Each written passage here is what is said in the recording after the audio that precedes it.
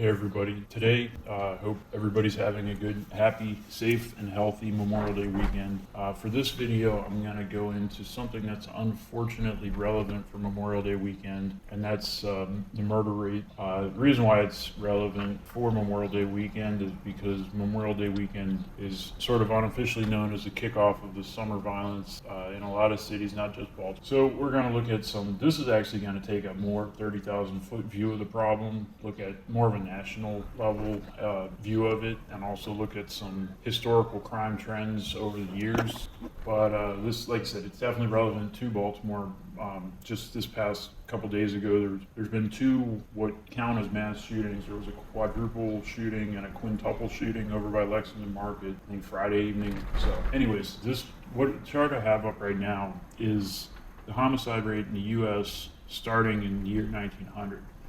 Now, the reason why I think this is relevant is because you can see there's really been two big spikes. One of them kind of in the 20s, late teens, 20s, and then that dropped off sharply in the 30s when the Great Depression happened.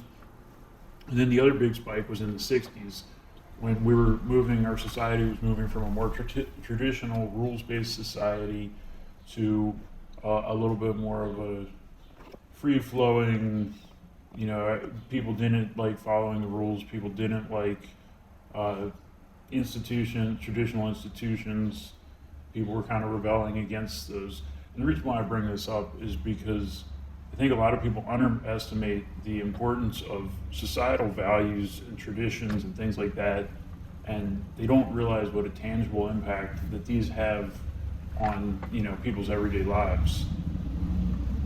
This chart only goes up to 2000, but if this chart was extended, I'm going to pull up the next chart, and this is from 1990 on. So here you see the big spike in the tail end of the big spike in the 1990s, and then it dropped and leveled off. Now this little spike right here, that's actually the September 11th attacks, so that 3,000 extra deaths, that's why that number is high. So really, if you exclude that, starting around the year 2000, we had a pretty flat, low rate nationwide, and then there was a small uptick around 2015, which I think that was around the time of Freddie Gray and Michael Brown, and a lot of the Black Lives Matter movement started going. And while they may have had some positive thoughts on situations, and obviously there's a lot of work that police departments need to do. But I think that kind of reversed the trend because of all the chaos and rioting and things like that. And also just the loss of trust in institutions like police departments. Now, as you can see, that trend continues, and actually 2020 was the largest spike in murder rate in the history of the U.S. by percentage. Now, there's a lot of things going on in 2020, so it's, that certainly could be an anomaly based on world events that were occurring at that time, but I think it's important to not completely discount that either. As you can see, here's all the years of the U.S. And showing their murder rate either increasing or decreasing. So you can see where the real outliers are, and by far the biggest outlier is right here, 2020, where there was close to a 30% nationwide spike in murders. So that's obviously not a good sign.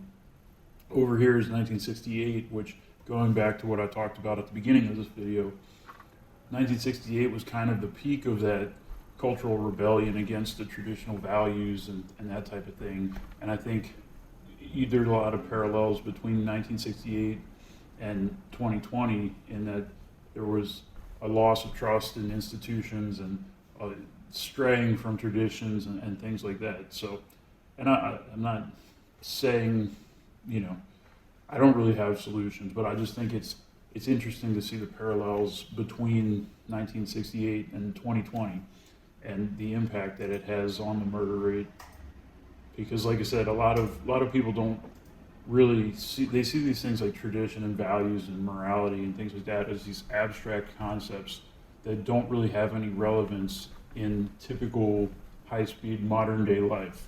And the truth is, I think a strong argument could be made that these things really do have a lot of impact and should be held in higher esteem. That doesn't mean you can't change the way things have been. If there's been things that have been problematic in the past, then we should work to resolve those. But and now here we're looking at Baltimore's murder rate, and as you can see, it's as high as it's ever been.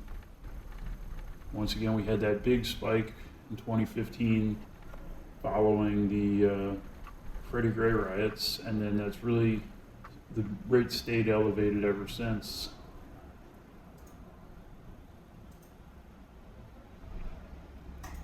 Another trend that appears to kind of have reached a bottom and may be reversing is officers shot, which is just another indication that this long-term trend that we're looking at may be reversing.